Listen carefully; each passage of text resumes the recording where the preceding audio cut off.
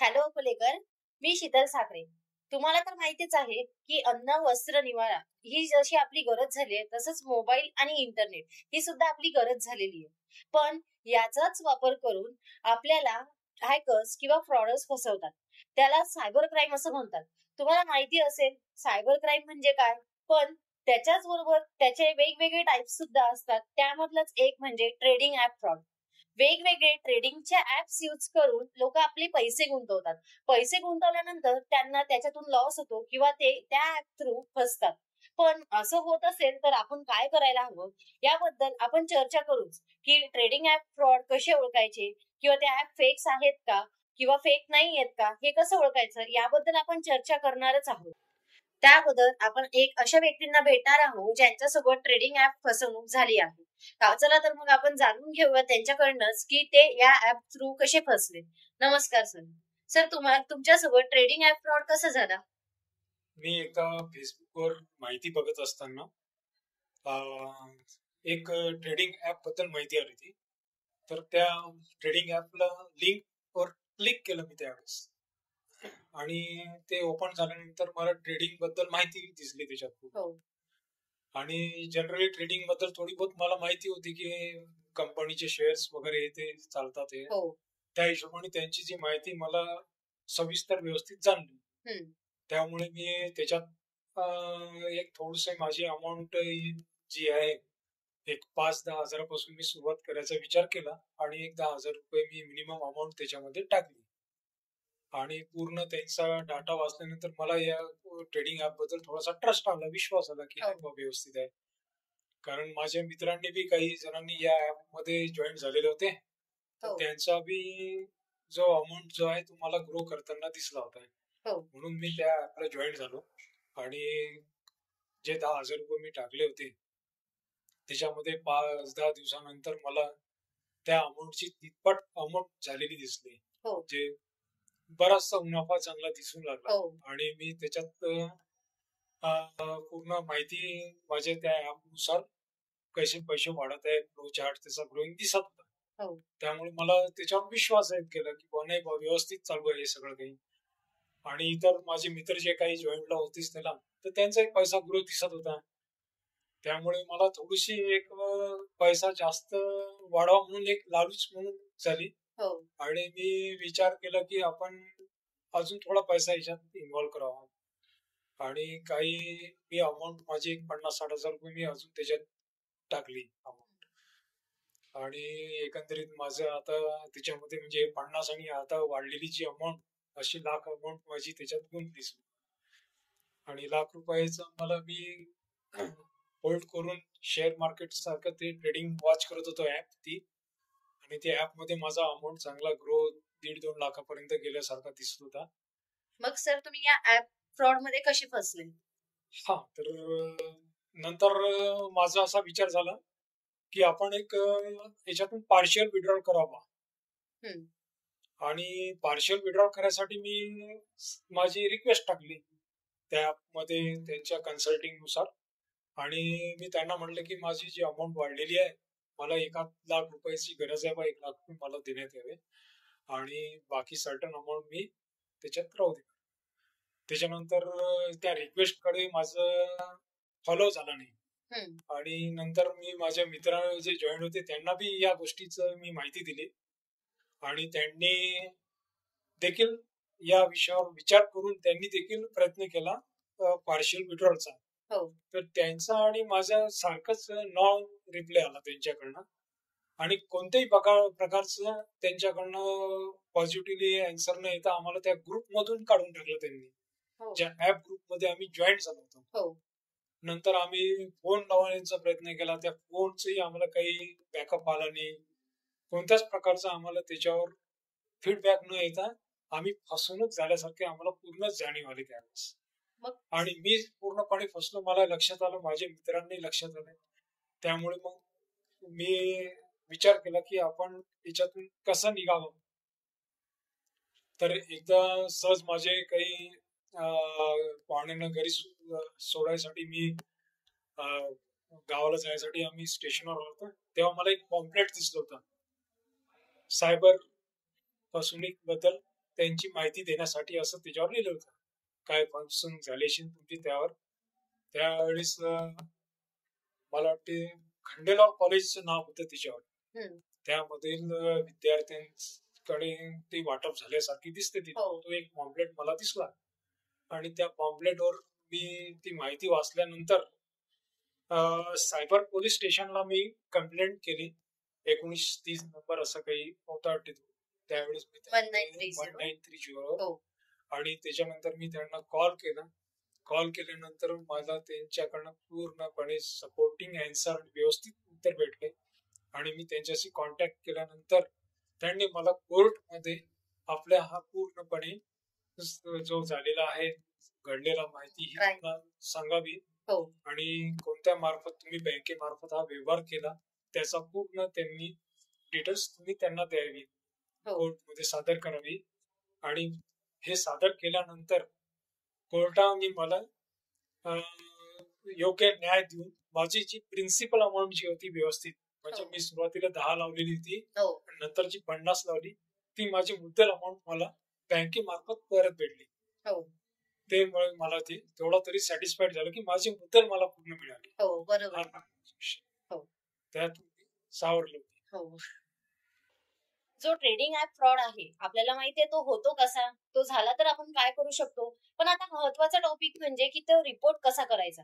तर आज आपल्यासोबत इथे उपस्थित आहेत सायबर पोलीस प्रशांत केदारे सर, जे आज आपल्याला सांगणार आहे की आपल्याला रिपोर्ट जर करायचा असेल तर तो कसा करायचा. तर चला आपण त्यांच्यासोबत चर्चा करूया. नमस्कार सर.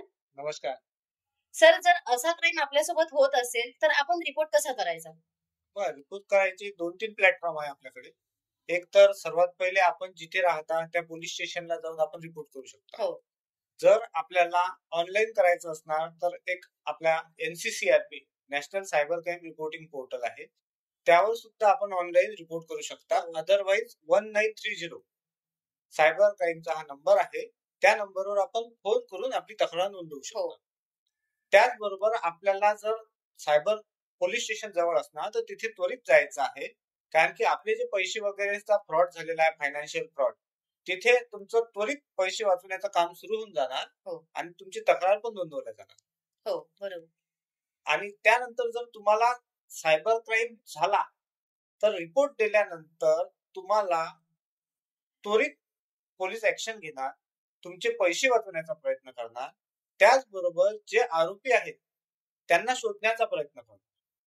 त्यामुळे काय होणार की तुम्हाला तुमचे पैसे पण वाचू शकतात.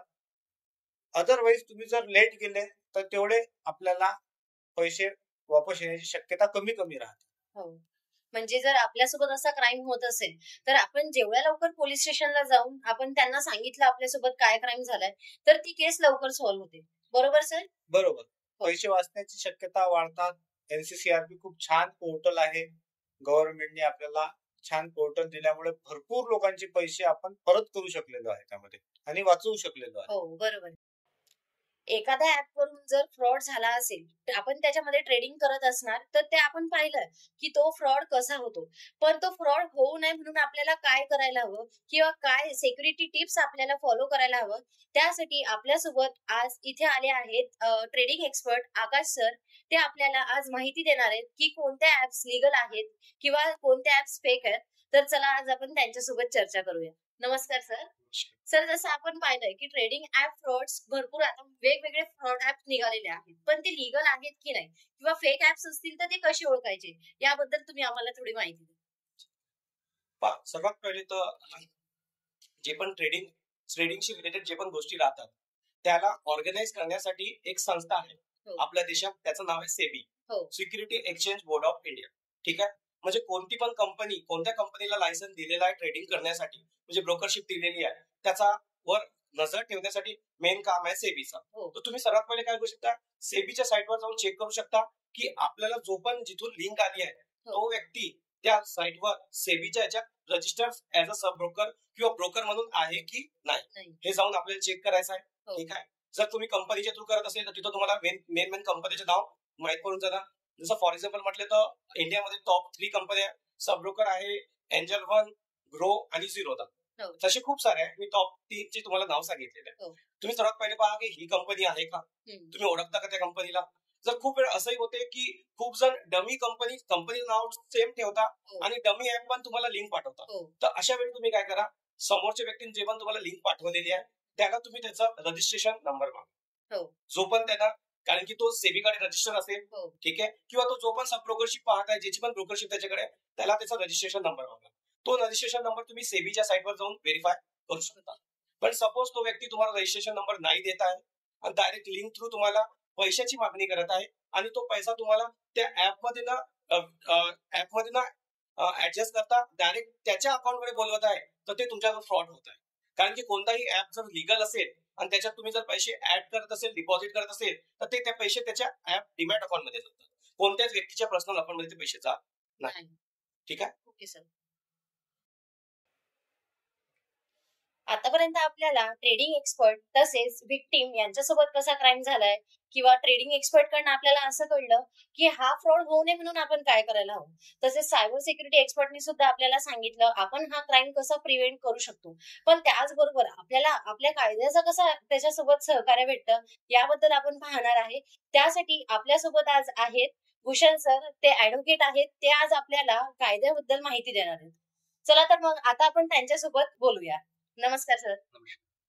सर मला सांगा, जर आपल्यासोबत असे क्राईम्स होत असतील, ऍप फ्रॉड होत असतील किंवा ट्रेडिंग ऍप फ्रॉड आहे ते होत असतील, तर आपण त्यात म्हणजे आपल्याला कायदा कशी मदत करतो त्यासाठी, किंवा कोणता कायदा असा आहे की त्याच्यासाठी हा फ्रॉड जो आहे तो आपल्याला मदत करतो. हल्ली खूप फ्रॉड चालू आहेत सायबरमध्ये. त्यामुळे आता सर्वप्रथम मी सगळ्यांना हेच सांगू इच्छितो की आपण जे कंप्लेंट करतो लवकरात लवकर कंप्लेंट करायला हवी. बरोबर. 1930 येस. आणि घर बसल्या कंप्लेंट करू शकतो एनसीआर पोर्टलवर. आणि कायदा म्हटला तर जर आयटी ऍक्ट आहे 2005 चा जो अमेंडमेंट ऍक्ट आहे त्यामध्ये आपण तरतूद आहे आणि जवळपास लवकरात लवकर जर आपण त्यामध्ये कंप्लेंट जर केली आणि सायबर पोलीस स्टेशन मध्ये जाऊन किंवा त्यांना कॉन्टॅक्ट करून तर संबंधित ज्या अकाउंट मध्ये जे पैसे गेलेले आहेत ते लवकरात लवकर सायबर टीम जे आहे पुन्हा इन्व्हेस्टिगेशन करून ते फ्रीज करू शकतो अकाउंट. आणि त्या अकाउंट फ्रीज झाल्यानंतर आपल्याला कोर्टात सुपूर्दनामा म्हणून एक आपल्याला दाखल करावं लागतं केस. त्यामध्ये जवळपास 1.5 महिना 2 महिन्यापर्यंत पैसे निघू शकतात. बरोबर. सगळ्यात महत्वाचं म्हणजे आपण पाहिलं की एक्सपर्ट त्यांनी आपल्याला सांगितलं की हा क्राईम होऊ नये म्हणून आपण काय करायला हवं. पण कधी कधी काय होतं की आपल्यासोबत जर एखादी क्राईम होत असेल तर आपली मानसिक जे विचार असतात ते थोडेसे बदलतात किंवा आपण डिस्टर्ब होतो त्याच्यामुळे. तर यावेळेस आपण काय करायला हवं याबद्दल आज मी तुम्हाला सांगणार आहे. तसंच त्यासाठी आपण आज आपल्यासोबतच सायकेट्रिस्ट म्हणून अमोल सर आहेत, त्यांच्यासोबत आज आपण चर्चा करणार आहोत की जर सर एखाद्या वेळेस असं होतं की एखाद्या सोबत की नाही क्राईम झाला तर तेव्हा त्यांची मानसिकता काय असते. त्याच्यामध्ये ना सर्वात पहिले समजून घेण्याची गरज आहे की असं माणूस का करतो. ज्याला आपण म्हणतो ग्रीड म्हणजे लोभीपणा, लालच, हे सर्वात महत्वाचं आहे. बऱ्याच लोकांना असं वाटतं, म्हणजे शिक्षित लोकांना देखील असं वाटतं की कमी वेळात आपण पैसा दुप्पट आपला झाला पाहिजे, एका महिन्यात माझे पैसे डबल झाले पाहिजे. तर त्याच्यामुळे जेव्हा ग्रीड खूप जास्त असते, जेव्हा डिमांड खूप जास्त असते पैशांची, तेव्हा सगळ्यात पहिले हा प्रॉब्लेम होऊ शकतो. बरोबर. काही लोकांना खरंच पैशांची गरज असते. त्यांना EMI चालू आहे, लोन चालू आहे, मुलांचं शिक्षण आहे, धंदा पाणी बसलेला आहे. मग अशा वेळेला पण लोक कॉम्पिटिशन करतात आपल्या कलिग सोबत. त्यांना वाटतं की माझा मित्र किंवा माझे सोबतचे लोक चांगला पैसा कमवतात आहे, मग मी पण जास्त पैसा कमवावा, आणि मग ते अशा त्या पॉन्झी स्कीम मध्ये फसतात. ते पण एक सायकोलॉजी असू शकते टाइम मध्ये. सर जसं आता आपण पाहिलं की ट्रेडिंग ऍप फ्रॉड जर एखाद्या सोबत झाला तर तो मेंटली पूर्ण डिस्टर्ब होतो. का तर कारण त्याचं आर्थिक नुकसान तिथे झालेलं असतं. अशा वेळेस त्या व्यक्तीने काय करायला हवं. तेव्हा सर्वात पहिले म्हणजे जर असं झालेलं आहे ऑलरेडी त्याच्यासोबत, तर त्यांनी सगळ्यात पहिले म्हणजे पॅनिक होऊ नये. बरोबर. कारण की आता ऑलरेडी हे सगळं झालेलं आहे, तर आता गडबड करून आणखी रॉंग डिसिजन घेऊन काही फायदा नाही. पण अशा वेळेला जसं एक्सपर्ट्स असतात सायबर क्राईमचे, त्यांना जाऊन भेटावे, म्हणजे संपर्क करावा, त्यांना सगळं प्रॉब्लेम सांगावे आणि स्वतःची मानसिक जी अवस्था आहे ती ढासळू देऊ नये, हे इम्पॉर्टंट. त्याचबरोबर आमचा रोल तिथे येतो. आमच्याकडे बरेच सध्या लोक येतात आहेत जे स्टॉक मार्केटमध्ये, ट्रेडिंग ऍप मध्ये पैसे गमावून चुकले आहेत. त्यांचे आयडी आम्हाला घेऊन येतात, त्यांना घेऊन येतात आमच्याकडे. अशा वेळेला आम्ही त्यांना काउन्सिलिंग करतो, त्यांना काही ना काही रिलॅक्सेशन टेक्निक सांगतो आणि हळूहळू जसं म्हणतात की टाइम हिल्स द वुंड्स. जसं जसं वेळ जातो तसं जसं जखम आहेत, ते शारीरिक असो मानसिक असो, ते हळूहळू कमी होतात. तर पास्ट मध्ये काय झालंय या चुकांमधून आपण शिकायला पाहिजे, भविष्याकडे लक्ष द्यायला पाहिजे आणि परत ही चूक नको व्हायला म्हणून नीट अभ्यास केला पाहिजे की हे ट्रेडिंग ऍप्स खरंच चांगले आहेत की नाही, याचा अभ्यास करणे, रिसर्च करणे आणि हार्ड वर्क केल्यानेच पैसे मिळतात. हे जे लॉंग रनचं जे ट्रूथ आहे त्याला आपण नेहमी जर फॉलो केला तर मग हळूहळू तो व्यक्ती रिकव्हर होतो आणि पुढे जाऊन फ्युचर चांगलं. या व्हिडिओद्वारे मला असं वाटतं की तुम्हाला नक्कीच ट्रेडिंग ऍप फ्रॉड कसा होतो किंवा जर झाला तर आपण कंप्लेंट कशी करायला हवी किंवा मग होऊ नये म्हणून आपण काय करायला हवं याची माहिती भेटलीच असेल. पण त्याचबरोबर मोबाईल थ्रू जे सायबर क्राईम्स होता याबद्दल तुम्हाला माहिती भेटली असेल. तसेच असेच व्हिडिओ तुम्हाला पाहिजे असतील तर तुम्ही नक्कीच या व्हिडिओला लाईक करा आणि कमेंट करायला विसरू नका. तुम्हाला व्हिडिओ आवडला असेल तर नक्कीच कमेंट करा. थँक्यू.